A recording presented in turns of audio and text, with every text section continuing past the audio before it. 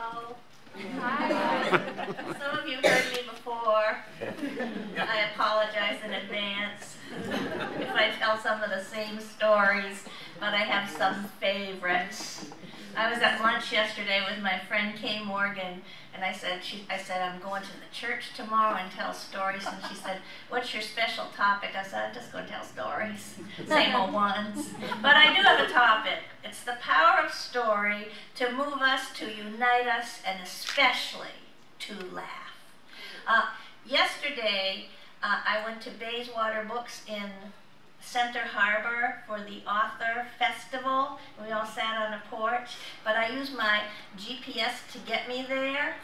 And I got to Center Harbor, and it took me on to a left and then down the road, and then it said, you have reached your destination, and it was a cemetery.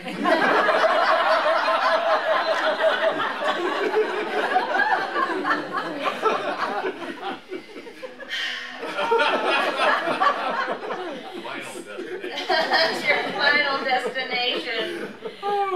So to start with stories that move us. I have so many stories, and I thought, what story has really moved me? And one story that I collected in Berlin in 2007 really has stuck with me. And I think it's because it's funny, and it tells the story of a life.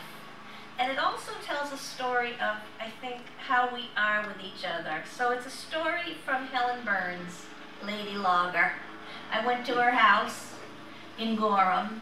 On the porch, there were tens of moose antlers. I mean lots. I won't say hundreds, but lots. They collect them in Berlin, you know, moose antlers. So here's the story.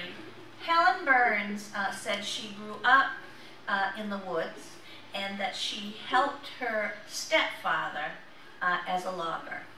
And the saying was, take your shoes off if you're going to ride. She said you'd get tired and relax a little, and if your end of the crosscut went down, it would bind. I heard that saying a good many times. Take your shoes off if you're going to ride. It was hard work, some dangerous. She said, I saved a man's life one day. We was up in Jefferson, cutting on the government land. Mr. Tyler, he had a pair of horses, and we done the cutting, and he done the hauling out with the horses on a scoop. They built a big skidway with a road underneath so they could drive the big log truck right under and roll the logs down onto it. Well, Mr. Tyler was taking the logs off the skidway and climbed on to free a log that was hung up. All of a sudden, the logs behind him started to let go. Well, she says, I grabbed a cant dog and grabbed the log he was holding on to and held the logs back till he could pull himself out of the way. Nicest old man you'd ever want to meet. Just as gentle as he could be. Boy, when I let them logs go, that whole skidway come down through there would have squished him to death. I said, what did he say, Helen? She said, well, he thanked me. And he told everybody he knew, I guess, about how I saved his life. She said, you didn't think anything of it at the time, but I did think of it years later. I was scared to death. When I jumped in there, by side of him to hold them logs, I had no idea if I could or not. We could have both been killed right there. I'll tell you, when he got out of there and I let go, them logs come together and there was quite a bang. She said, it's strange how things will happen. At the time, you don't realize what you've done. You see it, and you have to do it. He could jump like a rabbit for a man his age. He was very nimble. He was an elderly man, so we always called him Mr. Tyler. If he would have said to call him Clarence, I would have, but he never did. And that's the story of Helen Burns, Lady Logger. So that's a story that has moved me, but all stories connect us, don't they? They unite us. I feel connected with Helen when I remember that story. I spend a lot of time with little kids, with my new career as a children's book writer, and I spend a lot of time with the elderly.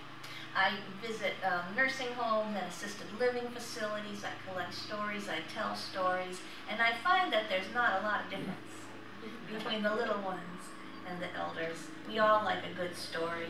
I was at a senior center one time, and I told stories for a while, and a man in a wheelchair called me over. It was so touching. He called me over after the stories, and he said, "You remind me so much of my Irish grandmother when she was drunk."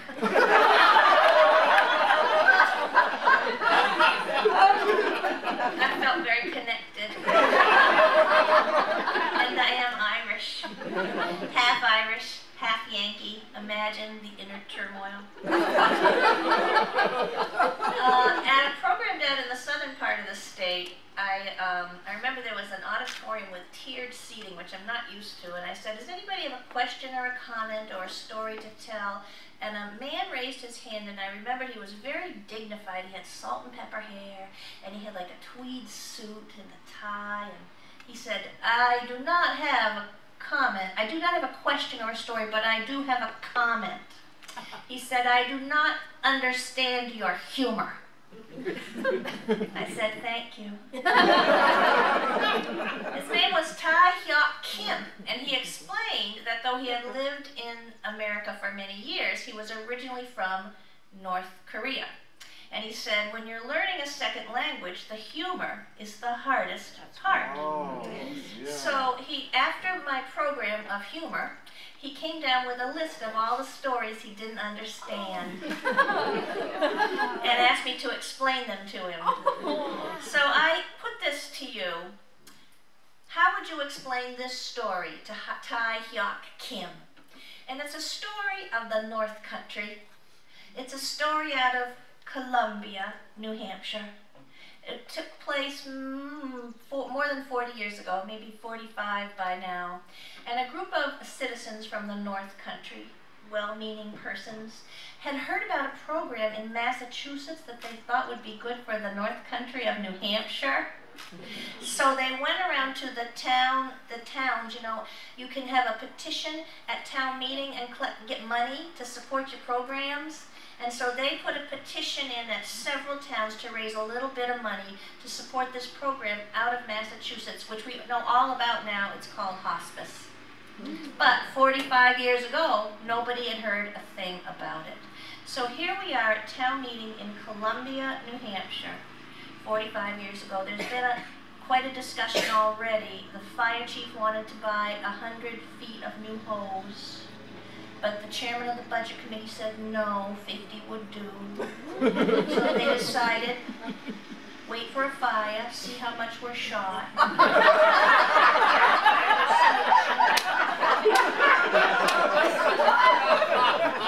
And then we come to the petitioned article in question, and the moderator reads it out. Article 5, to raise and appropriate $500 for hospice. The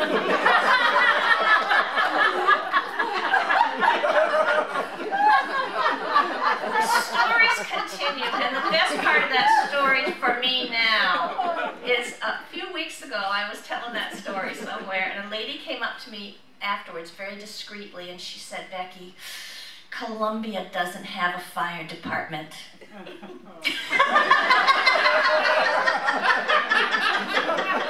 She kind of missed the point, really.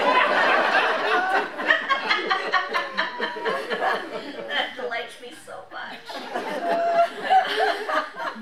So I have a couple of other stories about how stories connect us. I was at an assisted living facility, and there was a woman that I had met there, and she was in a wheelchair. She wheeled herself around, and all she ever said was, "Mom, Mom."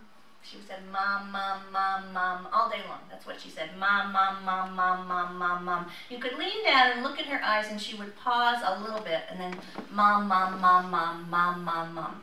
So one of the organizers said, "Why don't you go to the sunroom and just start telling stories?" "Okay," I said, "that's a great idea." So I went to the sunroom, and people were, you know, playing checkers or bingo. They were doing all different things, and I stood in the middle of the room, and I said, "Who wants to hear a story?" And a couple of heads went up. And so I launched into a story. And it was a story about a snapping turtle.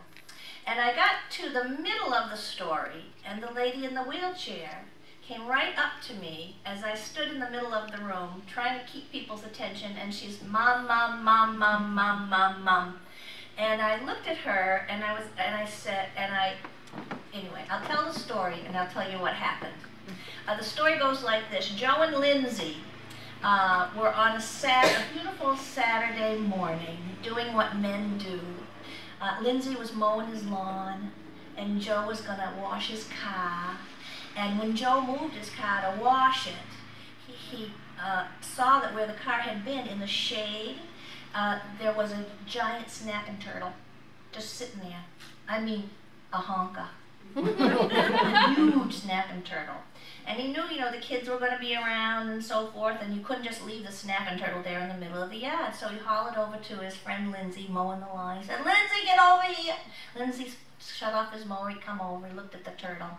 "What are we going to do?" Meanwhile, the wives and the children had come out and the neighborhood had gathered. And they circled the turtle. And they all looked at it, and it was kind of turtled up, And so Joe said to Lindsay, Lindsay said to Joe, "Do you have a snow shovel?" Joe said, "I do."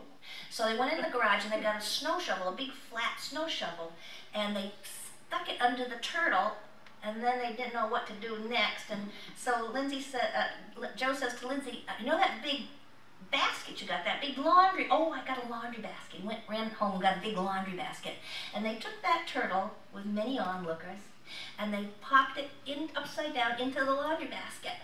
And they each took a side and they put it into the back of Joe's Subaru, the hatchback. And people applauded. "That's so great. You're such geniuses. Yay!" And down they went. They were going to go back down to the pond and release it. Well, that was okay, except they got almost to the pond when they heard a rustling in the back of the car. And they heard the basket turning over, and they heard a scrabbling, and they heard the gnashing of turtle teeth. And over the back seat comes this turtle in a very bad mood. It was running for them. So they jumped out of the car, and this is when the lady who says "mama, mama" came in. And I said, and the turtle came over the back seat and over the front seat, and it was going, and she stopped, and she listened. And I said, and it said, I think I scared her to death. And she stopped, and she stopped saying "ma, ma, ma, ma, ma, ma," and she listened to the rest of the story very quiet. Would you like to hear the rest of the story? Yeah. So they pulled over to the side of the road, and they jumped out of the car, and they locked it, and there they sat. And every time they approached the car, the turtle would come to the window and go front, side, back. They didn't know what to do. So their triumph in the yard had turned into a kind of despair. And they sat on the stone wall for a long, long time, every once in a while going up to the car. And along the road comes a boy on a bicycle. "What are you fellas doing?" "Well, it was a turtle in the Subaru."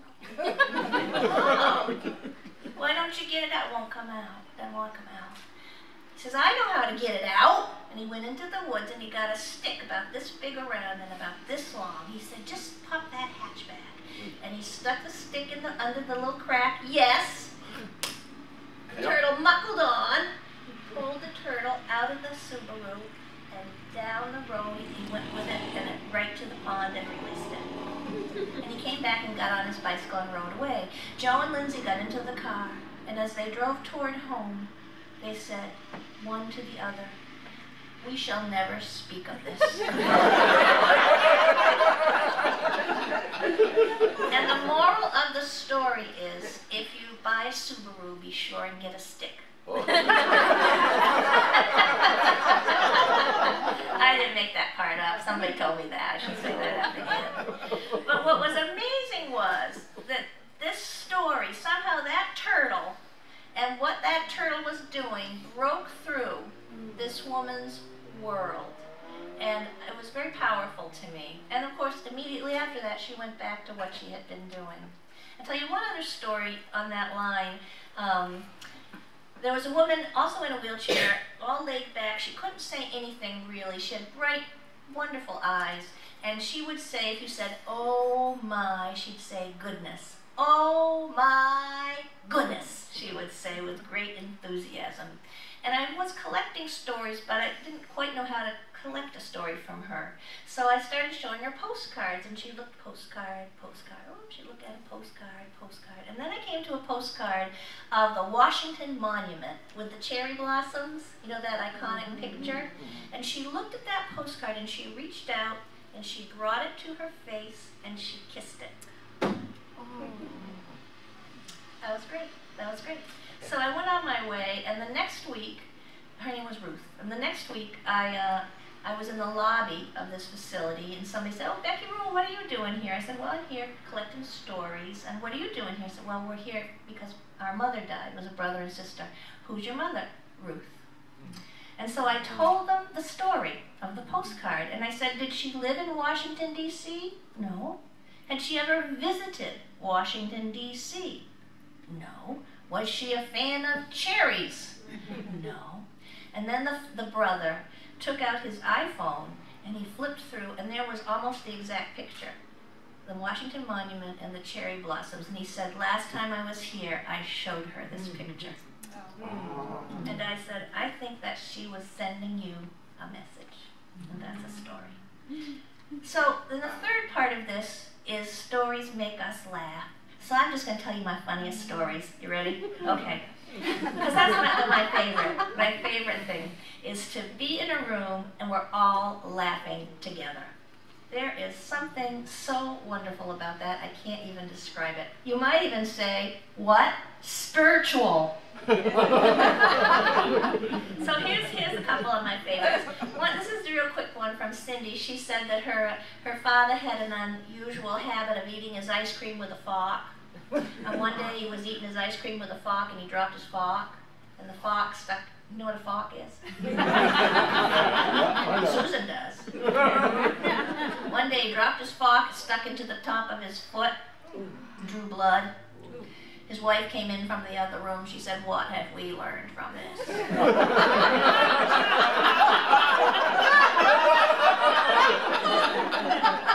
He said, "When I eat ice cream, I should wear my shoes." The next one I collected in, the next one tickles me so much because the laughter kind of rolls. Some of you will laugh right away, and some of you won't laugh till tomorrow, but it's very funny. It's a story out of East Kingston. A woman said that when she was a young mother, she inherited a set of willowware from her favorite aunt. Do you know what willowware is? Yeah? No?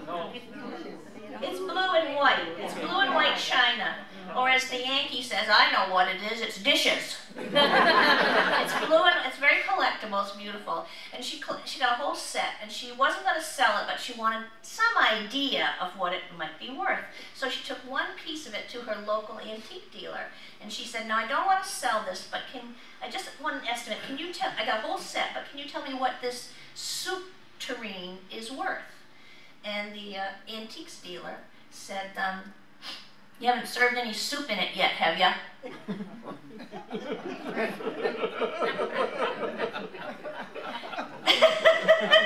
that hilarious? And the question that follows is, how do you tell the difference between a soup tureen and a chamber pot? See how that works? And a soup tureen, in the lid, there's a cutout for the ladle. Keep that in mind when you're serving your soup.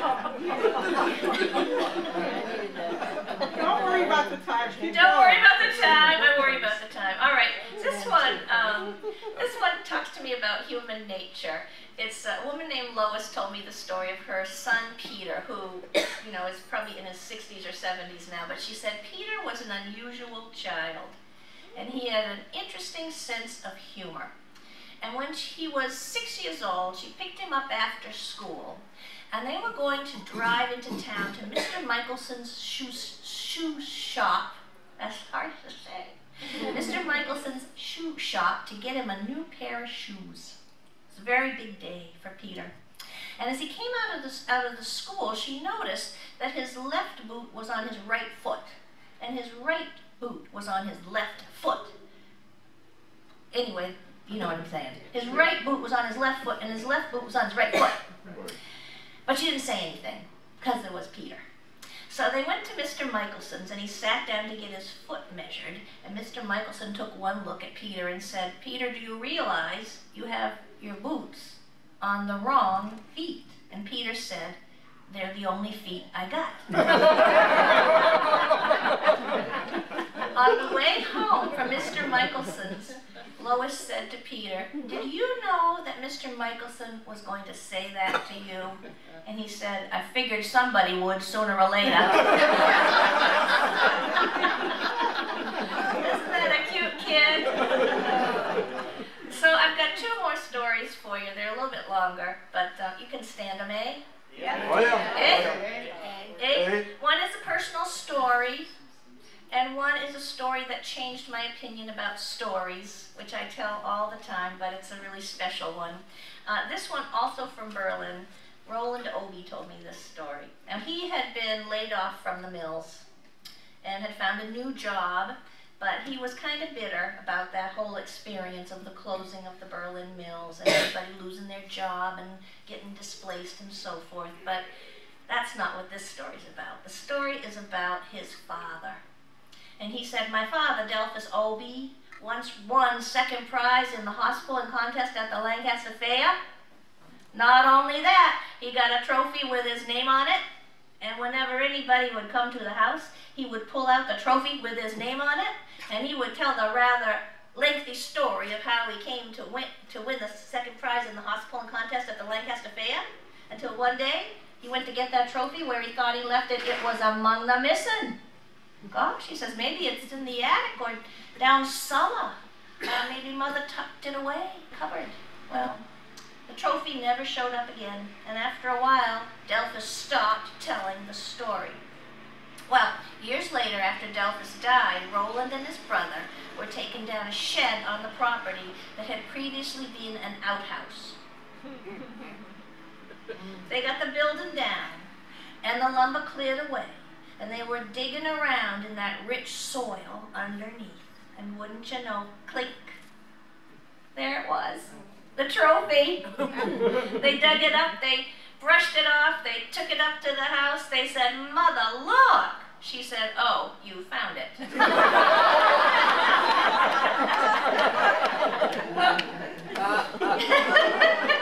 It's a story of family dynamics. I got a million of them. But what happened after that shifted my perspective on why stories matter and the power of story. I noticed Roland was wearing a beautiful onyx ring, a men's ring. I said, "What a nice ring." He said, "I inherited it from my father." He said, "I only wear it on special occasions." I said, "Roland, you're wearing it today? What's the occasion?" He said, "You asked me to tell my stories." He said, "When the mills closed, nobody asked us to tell our stories." And that was a shifting point for me as a teller. Last story, true story, about my own family. I feel I must reveal something of myself. I like to tell other people's stories, but this happened up at Donnell Pond in Franklin, Maine, and it's kind of biblical because there's a technical term that you need to understand. It's the term Nimrod. Are you familiar with that? From the Bible? You heard the name Nimrod? Well, it's the fellow who built the Tower of Babel. Nimrod. It also means a mighty hunter. I know I met you and I never heard of that.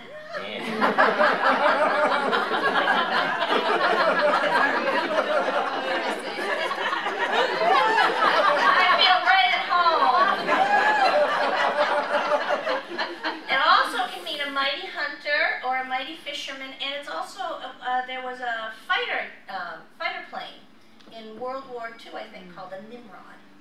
But in my family, when we use the term Nimrod, we use it to refer to someone who may mean well, but may not have the ability or the knowledge or the skills to perform an act the way it ought to be performed. Like when my brother nailed his hand. It's also kind of biblical, isn't it? He nailed his hand with the power nailer.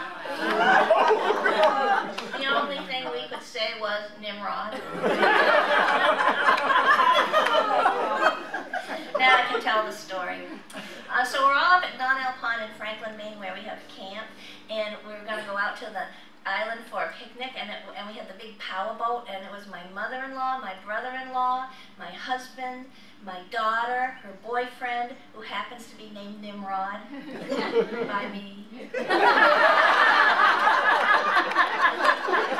dogs and some of their young friends, and we all went out to the island, and we had a wonderful picnic. And we went to get back in the boat and to go home to the camp, and the motor wouldn't start.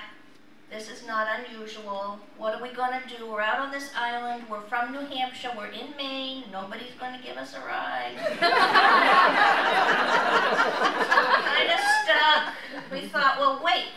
One of the kids had come over in one of those little one-seater kayaks, you know, those tippy little guys. We said, if somebody takes the kayak back to camp, they can get the aluminum fishing boat, and they can, in Maine, you're required to have 3 boats at all times. And they can row it out, and we can take people off the island in shifts. We might even be able to tow the big boat back with the fishing boat. Well, Nimrod volunteered. He got into the kayak. Did I mention he's a personal trainer? He is strong.